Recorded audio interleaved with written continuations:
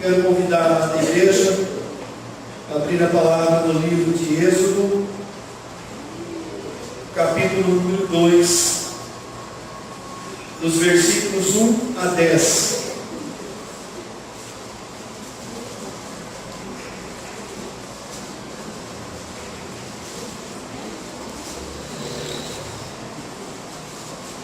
O tema da mensagem é o processo de Deus em nossa vida. Então, Êxodo capítulo 2, de 1 a 10. A palavra do Senhor diz assim: Foi-se um homem da casa de Levi e casou-se com uma descendente de Levi. E a mulher concebeu e deu à luz a um filho, e vendo que era formoso, escondeu-o por 3 meses. Não podendo, porém, escondê-lo por mais tempo, tomou um cesto de junco, calafetou com betume e piche, e pondo nele o menino, largou-o no carriçal à beira do rio. A irmã do menino ficou de longe para observar o que lhe haveria de acontecer. Desceu a filha de Faraó para se banhar no rio, e as suas donzelas passeavam pela beira do rio. Vendo ela o cesto do carriçal, enviou a sua criada e o tomou. Abrindo, viu a criança, e eis que o menino chorava. Teve compaixão dele e disse: Esse é menino dos hebreus. Então disse sua irmã, a filha de Faraó: Queres que eu vá chamar uma das hebreias, que sirva de ama e te crie a criança? Respondeu a filha de Faraó: Vai. Saiu, pois, a moça e chamou a mãe do menino. Então lhe disse a filha de Faraó: Leva esse menino e cria-o, pagar-te-ei o teu salário. A mulher tomou o menino e o criou. Sendo o menino já grande, ela o trouxe à filha de Faraó, no qual passou ele a ser filho. E esta lhe chamou Moisés, e disse: Porque das águas o tirei. Amém? Amados, nós servimos ao único Deus, ao Deus verdadeiro. Se nós olharmos para a humanidade afora, muitas pessoas servindo a falsos deuses, mas nós temos o privilégio de servir ao ao Deus absoluto, ao Deus verdadeiro. Servimos ao Deus que conduz a história da humanidade com a sua mão. Cada detalhe da existência humana é traçado por Deus. E Jó, no capítulo 42, versículo 2, ele disse assim: Bem sei que tudo podes, e nenhum dos teus planos pode ser frustrado. Absolutamente nenhum dos planos de Deus pode ser frustrado. E nós vemos aqui a história que narra o nascimento de Moisés, a concepção de Moisés. Naquele período, o Faraó havia dado ordem para que todo o filho homem dos hebreus fosse morto. Nós conhecemos a história. A princípio, as parteiras desobedecem, elas deixam os meninos vivos. Depois vem uma segunda ordem, uma ordem mais forte, e Moisés nasce exatamente naquele momento da história. E eu estou dizendo isso para deixar claro que Deus traça a história da humanidade. Nenhum dos planos de Deus pode ser frustrado ou desfeito.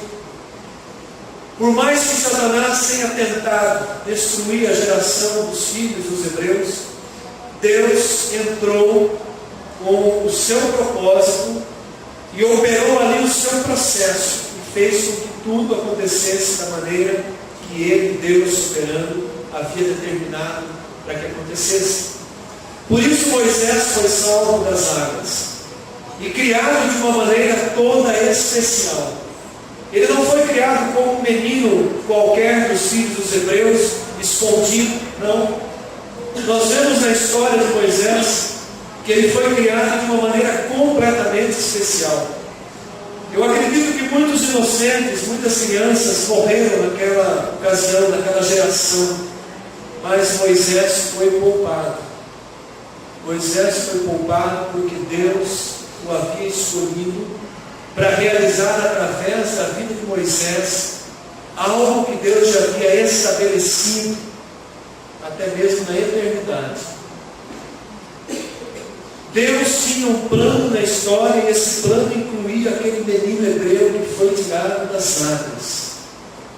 Eu quero dizer para cada um que está aqui nessa noite: nós estamos vivendo uma geração, e Deus tem um plano na história para essa geração, e dentro desse plano de Deus, eu e cada um de vocês fomos escolhidos para que Deus nos use de alguma maneira dentro desse projeto que Ele estabeleceu.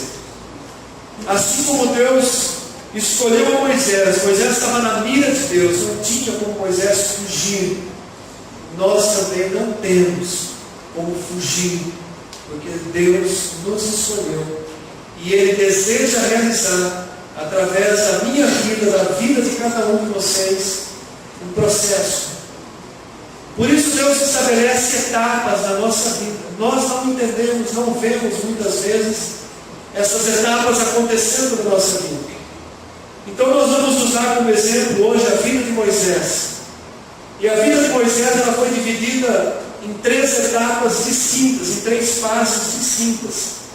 E nós vamos tomar como exemplo essas fases, essas etapas da vida de Moisés, e nós vamos nos colocar dentro dessa etapa, dessa fase, desse processo que Deus estabelece para cada ser humano. E eu creio que nós podemos nos identificar, guardar as devidas proporções, nós podemos nos identificar, olhando para a vida de Moisés e olhando para a nossa vida. Poderemos identificar o processo de Deus, em que fase que nós estamos, em qual etapa que nós estamos, em que momento desse projeto de Deus nós estamos sendo usados na nossa vida. E eu vejo que isso é tremendamente importante para que a gente possa compreender a importância da nossa existência.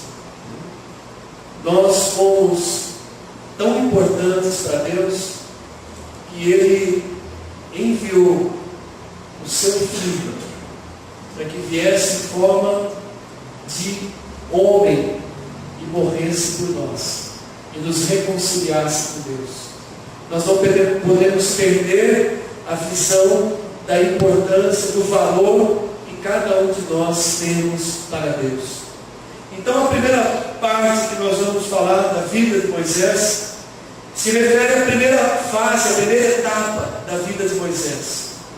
Moisés foi criado durante um tempo pela sua própria mãe, e numa certa idade da sua infância, a Bíblia não revela, mas ele já devia ser um menino grandinho, ele foi apresentado de volta para a filha do faraó, e foi adotado, filho adotivo, neto adotivo do faraó, do rei do Egito, que era simplesmente a principal nação daquela época, a nação potência naquela época, como os Estados Unidos nos dias de hoje. E ali Moisés foi criado, educado em toda a ciência, em toda a cultura do Egito, dentro do palácio do faraó. Imagina o privilégio desse menino. Ele foi educado entre os principais professores que existiam na época. Moisés se tornou um homem culto. Moisés se tornou um homem influente pela sua posição. Moisés não era só influente, mas ele era também um homem eloquente nas palavras. Ele era um homem que sabia se expressar, se colocar. Ele sabia quem ele era. E apesar de tudo isso, Moisés nunca esqueceu a sua origem. Há muitas pessoas que sobem um degrauzinho na vida e já quer pisar em quem vem embaixo, já esquece de onde veio, já despreza a casa dos pais, mas Moisés nunca esqueceu da sua origem.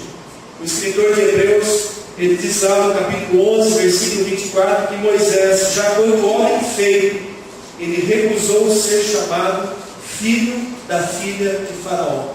Ou seja, ele já era um homem formado, e ainda assim, ele guardava no coração as suas origens.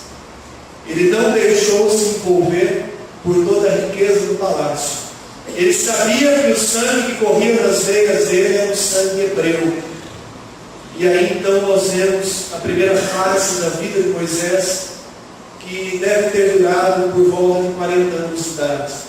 A Bíblia diz que Moisés viveu 120 anos e que ele foi libertador do povo de Israel durante 40 anos. Então 120 menos 40, 80. E nós cremos que esses 80 anos foram divididos em duas fases: 40 anos no palácio, mais 40 anos no deserto. Então, amados, comece a trazer isso para a sua vida. Talvez você não tenha vivido ou crescido no palácio real, mas esse palácio real do Egito representa o mundo, representa o tempo do mundo, o tempo em que não vivíamos para Deus, o tempo em que nós éramos filhos da ira, o tempo em que nós vivíamos para a nossa própria cultura, para a nossa autossuficiência, o tempo em que nós buscamos crescer em conhecimento próprio, o tempo que nós buscamos nos engrandecer diante dos homens. Então, o tempo do palácio representa tudo isso. Mas Deus tinha um projeto que envolvia a vida de Moisés. E Moisés não poderia servir a Deus dentro daquela situação em qual ele havia sido criado, educado, dentro daquela cultura. Ainda que ele conhecesse o Deus verdadeiro, o Deus dos Hebreus, ainda faltava muita coisa para Moisés. E aí Deus entra em ação. Deus permite um episódio em que Moisés se vê obrigado a abandonar o palácio. Ele resolve defender alguém que era seu compatriota e defender um hebreu que estava sendo espancado pelo egípcio. Ele entra numa briga da qual ele não havia sido chamado. E aquela situação deve ter se tornado cada vez maior a ponto de ele ter cometido um homicídio. Ele mata o egípcio, esconde aquele egípcio na areia. O texto diz que ele olhou de um lado, olhou do outro, esqueceu de olhar para cima, Deus está falando, escondeu o egípcio ali na areia. E alguns dias depois, aquele crime foi descoberto. E aquele episódio fez com que a vida de Moisés desse uma guinada, uma virada, e ele foi obrigado a deixar o palácio, passou de neto do faraó a ser perseguido como homicida. Alguém que tinha agora uma conta muito alta para pagar. E então Moisés sai e foge daquele ambiente e vai para um lugar que nós conhecemos, muitos aqui já conhecem muito bem, que é o chamado deserto. Moisés vai parar no deserto de Midian, e ali começa a segunda fase da vida de Moisés. E o deserto é aquela fase da nossa vida em que nós podemos dizer assim, nós somos provados no fogo, porque no deserto nós entramos em toda espécie de provações. E Moisés ele foi para o deserto, ele acaba conhecendo ali um homem que tinha 7 filhas, que era um sacerdote de Midian, os midianitas, que também conhecia o Deus verdadeiro, apesar de ser midianita. E Moisés acaba recebendo uma das filhas, de Reuel, também conhecido como Jetro, como sua esposa. E ali Moisés começa uma etapa nova da sua vida. Acabou o conforto do palácio, acabou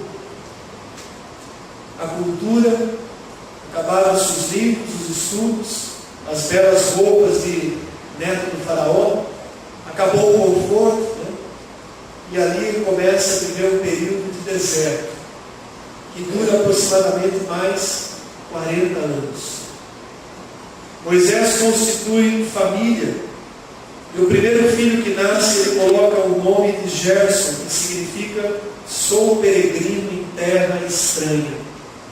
Quando eu vejo Moisés dizendo isso, colocando o nome do seu filho de Gerson, cujo significado é sou peregrino em terra estranha, eu só posso entender que no deserto Moisés começou a ter o relacionamento mais profundo com o Deus que ele cria. E ali então Moisés, ele se sente um peregrino. Não era um peregrino do deserto, amados, era um peregrino dessa terra, desse mundo. Ele começou a entender que a sua vida não havia sido simplesmente criada para viver aquele tempo, Assim como Abraão, ele começou a olhar para o alto, olhar para uma eternidade. Assim como nós também não fomos criados para viver só essa vida natural. E aqui é onde muitos cristãos estão pecando e errando algo, porque têm vivido com os olhos presos nesse mundo, sem olhar para as coisas futuras, para as coisas eternas. As preocupações, os anseios, os desejos estão presos a essa realidade material, preso ao trabalho, preso ao ganhar dinheiro, preso ao prazer, ao passeio, ao entretenimento, ao descanso. Tem pessoas que não podem ganhar um pouquinho mais, que só pensam em viagem, passeio. Primeira coisa que faz, já abandona o culto, já não participa mais, já se distancia de Deus. Entende, amados? Moisés, ele se sentiu peregrino numa terra estranha. Nós temos que entender que nós estamos numa terra estranha. Esse mundo aqui, isso que nós estamos vivendo, é terra estranha para nós que já temos uma identidade eterna. Não podemos ficar com os nossos olhos presos nessa realidade aqui. Lógico que nós temos que viver da melhor maneira, sim. Temos que trabalhar. Abraão era um homem super ocupado. Abraão tinha rebanhos, tinha empregados, servos e servas, administrava tudo aquilo. Mas a Bíblia diz que ele tinha os olhos nas coisas eternas. Entende, amados? As coisas naturais têm roubado a bênção do relacionamento de muita gente com Deus. Deus não nos impede de prosperar, de crescer, de viver bem. Mas o problema é que quando isso acontece, a maioria começa a se prender nessas coisas naturais que são passageiras.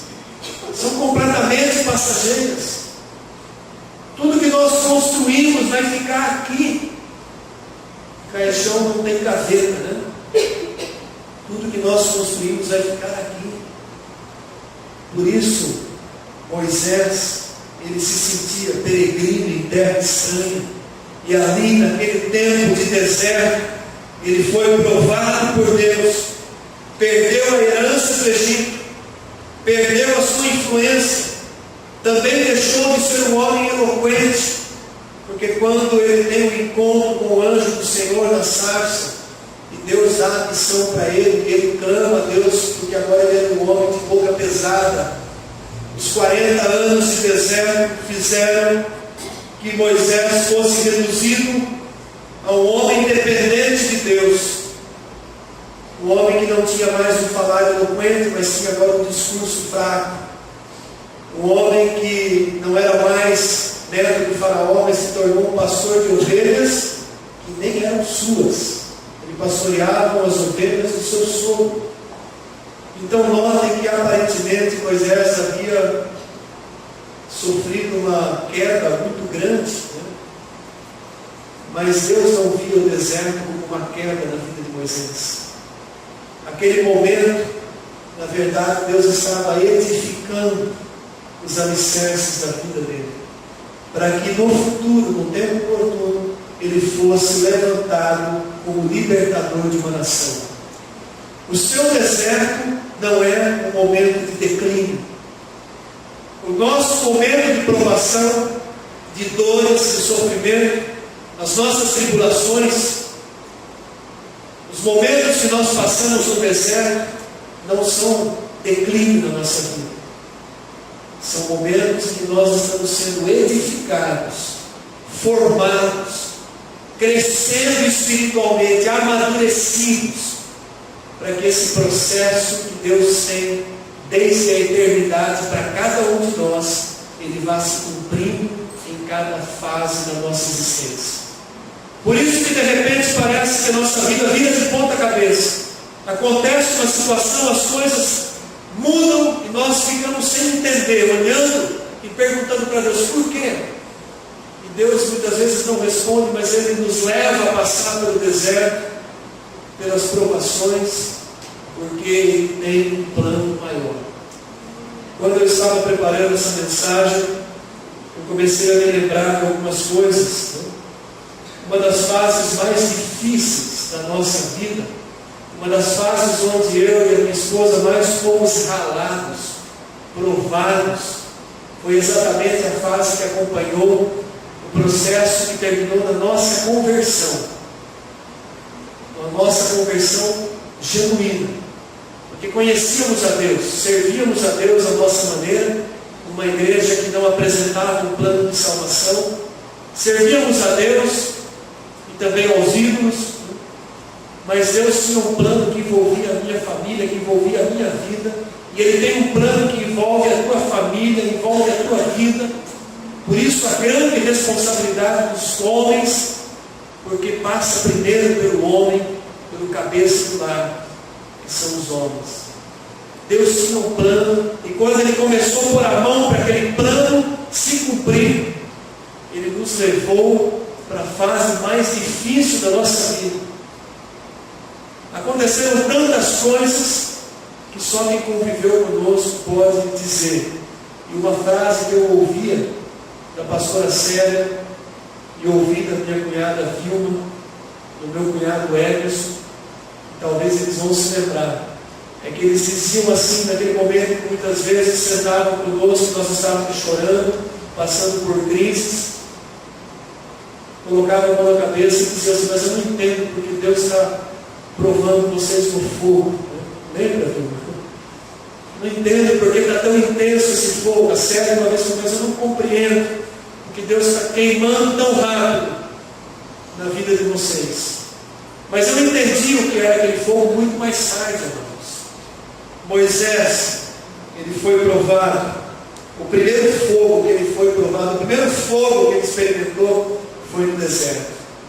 Foram naqueles momentos difíceis. Foram naqueles momentos em que ele teve que se esvaziar de toda a sua autossuficiência e se colocar na mão de Deus. Uma das coisas que mais impedem a conversão dos seres humanos é a autossuficiência. É achar que consegue resolver os problemas sozinhos, é achar que tem capacidade para fazer as coisas à própria maneira. E um dos primeiros versículos que Deus tratou comigo foi: não te estribes no teu próprio conhecimento. Está lá em Provérbios capítulo 3.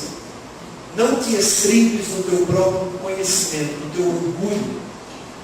Foi um dos primeiros pecados que Deus tratou comigo, o orgulho, a autossuficiência. E quando eu comecei a estudar essa passagem, eu vi claramente Deus tratando isso na vida de Moisés, tirando de uma posição que aos olhos humanos era uma posição de exaltação e levando para o deserto. Então, se talvez você esteja experimentando o fogo do deserto, eu quero dizer para você que isso faz parte do plano de Deus. O Salmo 66, versículo 10, o salmista diz assim: pois tu, ó Deus, nos provastes, acrisolaste-nos como se acrisola a prata. Sabe o que é acrisolar a prata? É levar a prata para o fogo, para ela ser derretida. E cada vez que ela é derretida, vai se arrancando as impurezas da prata. É assim que a prata é acrisolada, que ela é purificada. Deus nos leva para o fogo e faz conosco aquilo que é feito com a prata, para ela se tornar reluzente. Ele leva para o fogo e vai tirando as impurezas da nossa vida. E o fogo, a princípio, não é nada agradável. Jeremias capítulo 9, versículo 7, Deus está dizendo o que faria com o povo de Israel: eis que eu os acrisolarei e os provarei.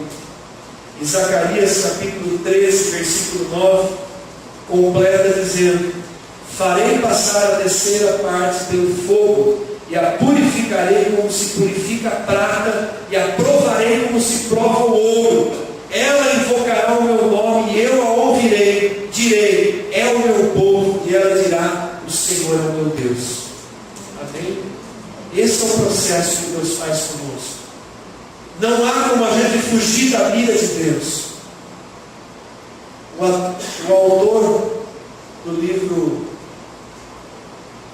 Caçador de Deus, se não me engano, ele diz que ele compara o Espírito Santo a um cão de caça, farejador, que não deixa escapar. Nós estamos ali, na mira de Deus. Ele não nos deixa escapar. E Ele nos leva para esse tratamento, porque Ele nos quer purificados. Esse texto de Zacarias é tremendo, porque Deus está dizendo: olha, eu vou purificar como a prata, eu vou provar como o ouro também é levado ao fogo para ser purificado.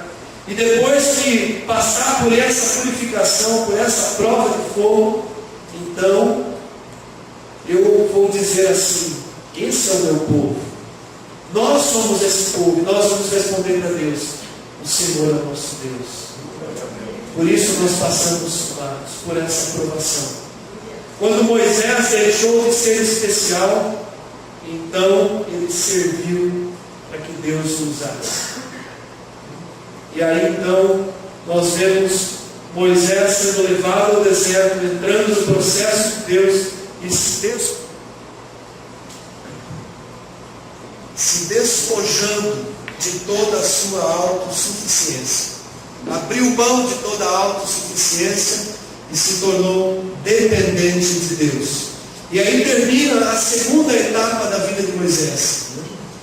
Aquele encontro, aquele fogo, por a qual ele passou, aquela provação, preparou Moisés para um encontro com o fogo muito mais importante.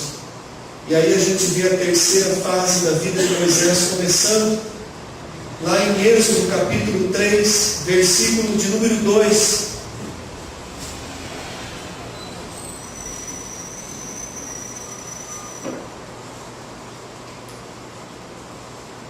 Apareceu-lhe o anjo do Senhor numa chama de fogo, no meio de uma sarça.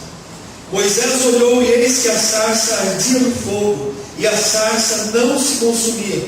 Então disse consigo mesmo: irei para lá e verei essa grande maravilha, porque a sarça não se queima. Vendo o Senhor que ele se voltava para ver, Deus, do meio da sarça, o chamou e disse: Moisés, Moisés. E ele respondeu: eis-me aqui. E Deus continuou: não te chegues para cá, tira a sandália dos pés, porque o lugar em que está é terra santa. Então nós vemos esse encontro que novamente muda a vida de Moisés. Mais uma vez Deus leva Moisés a um episódio, a uma situação em que a vida dele dá uma outra guinada, uma outra transformação acontece. E essa transformação é o momento de um encontro com Deus. Depois que Moisés experimentou o fogo, a provação do deserto, ele estava pronto agora para ter um encontro com o fogo da presença de Deus. E aqui a gente vê algo tremendo. Moisés estava no deserto e algo sobrenatural lhe acontece. O anjo do Senhor lhe aparece. Sabe quem era o anjo do Senhor aqui? Se a sua Bíblia é de boa tradução, está escrito com letra maiúscula: anjo do Senhor. E Senhor também deve estar com todas as letras maiúsculas. O anjo de Yahvé, o próprio Senhor Jesus Cristo, se manifesta a Moisés no meio daquela sarça, daquele lugar, envolvido por um fogo que não consumia aquela planta, aquela sarça. E Moisés fica maravilhado com aquilo. De tal maneira que ele corre para dentro, para a direção daquele fogo. E se Deus não o contém, não diz para ele: Moisés, Moisés, para, tira as sandálias do pé, você está numa terra santa. E ele, a hora que ele ouve a voz de Deus, ele se prostra diante de Deus. Eu imagino que se Deus não intervém, Moisés teria sido consumido naquele fogo. Ele se jogava ali, irmãos, na própria presença do Senhor Jesus. Então, quando nós olhamos esse momento que inaugura a terceira fase da vida de Moisés, faltava um encontro pessoal com o fogo que não consumia. Moisés quis ver de perto, e aí Deus dá a ele a missão, chama ele para o ministério de libertador de Israel. Que tremenda missão Deus colocou na mão de Moisés. E a princípio Moisés tenta rejeitar aquela missão. Fala: Senhor, manda outro, eu sou homem Tenho dificuldade com as palavras. Ele chega até a deixar Deus irado. E Deus até chama Arão, seu irmão, para auxiliá-lo. Mas Deus tinha escolhido Moisés para libertador. E então Moisés vive mais 40 anos, cumprindo a missão de libertador da nação de Israel. Um dos maiores homens da história de Israel. Homem de Deus. Homem com quem o Senhor falava face a face. Então nós vemos essa trajetória na vida de Moisés, a preparação que Deus fez em cada fase, para que ele chegasse a esse momento de ser usado por Deus. E eu queria ressaltar uma coisa, irmãos. Graças a Deus que Ele não nos deu uma missão tão pesada quanto a de Moisés. Embora também junto com a missão Ele disse para Moisés: eu vou estar contigo. O grande eu sou, né? Eu vou estar contigo. E Moisés guardou essa palavra de Deus. Por isso que conseguiu cumprir a sua missão. Mas Deus tem dado para nós também missões para que nós cumpramos, ministérios, coisas que Ele colocou na nossa mão para que nós façamos. E amados, não podemos fazer as coisas de Deus com má vontade, como quem faz para qualquer um. As coisas que assumimos, que dissemos sim, que faríamos para Deus um dia na nossa vida, nos serão cobradas. Aquilo que Deus colocou na nossa mão nos será exigido, porque Ele nos confiou algo. A sua igreja é a menina dos seus olhos. E a igreja é formada por nós, por homens e mulheres. Nós falamos aqui a semana passada a importância de se preparar uma geração que conhece, que teme ao Senhor. Mas nós estamos nessa geração servindo a Deus hoje. E de que maneira nós temos servido a Deus com a nossa vida? Com alegria? Com disposição? Com vontade? Fazendo o melhor no nosso ministério? Ou estamos empurrando com a barriga, com a vontade? Fazendo de qualquer maneira? Pense nisso, a cada um de nós. No mínimo temos um ministério de reconciliação, de levar as pessoas que não conhecem a Cristo a ter um encontro com a palavra de Deus, com um plano de salvação. No mínimo nós temos esse chamado. Mas e os outros chamados que nós assumimos? E o sim que nós dissemos? Que jeito nós temos cumprido? Trocamos o culto por qualquer passeio? Fazemos o nosso ministério, a nossa escala de qualquer jeito? Empurramos para os outros aquilo que Deus colocou na nossa mão? Não sou eu que estou cobrando. Eu estou só fazendo o papel de boca de Deus, porque isso está na palavra dele. Aliás, o texto de 2 Coríntios 5, que fala do ministério da reconciliação, diz que Deus usa as nossas bocas para falar conosco, para falar com a própria igreja. Então não sou eu, é a palavra do Senhor que tem nos cobrado, porque Deus tem nos dado privilégio de servir, o que o mundo não tem esse privilégio. E de que maneira nós temos feito isso? Então, se não há boa vontade, é melhor não fazer. Abra a mão, ou faça direito, ou façamos direito, ou é melhor passar para que outro faça no nosso lugar. Então, amados, isso é muito sério. Moisés chegou a deixar Deus irado, mas assumiu e cumpriu o seu chamado até o último dia da sua vida. Até o último dia da sua vida. Quando Deus disse para ele: sobe ao monte, vem para esse monte, sobe aqui. O monte se chamava Abarim. Essa palavra no hebraico significa passagens. O pico desse monte Abarim se chamava Pisga. Deus leva Moisés agora para mais uma passagem, e essa era definitiva. Monte das passagens. Deus já tinha feito ele passar por pelo menos 3 fases distintas na sua vida. E agora Deus fala para ele: sobe, chegou o teu momento, chegou a tua hora. Você não vai ver a terra que manda leite e mel, você vai ver ela de longe. Mas olha que coisa é essa. Você vai ver um lugar muito melhor do que essa terra que manda leite e mel. Você não vai entrar nessa terra, ainda que você tenha tido vontade. Ele pediu 3 vezes, e Deus falou: não, você não vai entrar nessa terra, mas somente no monte você vai ver essa terra de longe, e aqui do alto do monte você vai ser recolhido definitivamente para a minha presença. Foi assim que Deus fez com Moisés. Às vezes a gente fica pensando: mas Deus foi tão cruel com Moisés, não deixou ele entrar na terra prometida. Amado, a terra prometida ainda tinha inimigos para ser colocado para fora, ia ter que trabalhar, ia ter que ter lutas ainda. Deus deu descanso, e Deus deu a Moisés a principal das terras prometidas, a Jerusalém celestial. Então é isso que a gente olha. É isso que está diante dos nossos olhos, que tem que estar diante dos nossos olhos. Deus fez com que Moisés cumprisse a sua missão nessa terra, mas leva ele para o alto do monte e fala: daqui você vai para a eternidade. Você não disse que era peregrino nessa terra estranha, agora eu estou te arrancando dessa terra estranha para você ir para uma terra que é tua, que é eterna. Então esse é o ciclo que se completa, que vai se completar um dia na vida de cada um de nós, e que nós não devemos temer quando chegar esse momento. Então, amada igreja, essa palavra Deus colocou no coração para compartilhar com os irmãos nessa noite.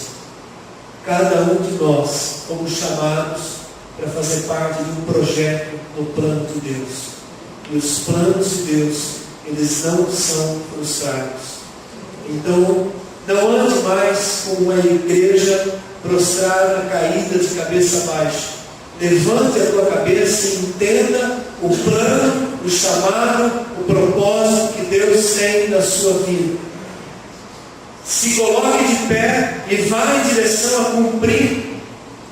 Aprenda a dizer sim e a fazer honrar o teu sim diante de Deus.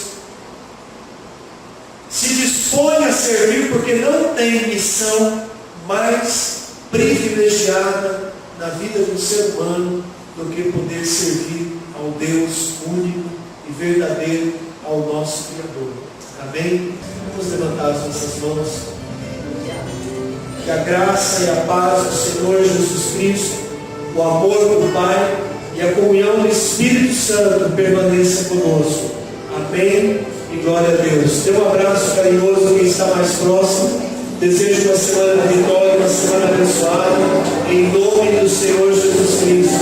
Amém.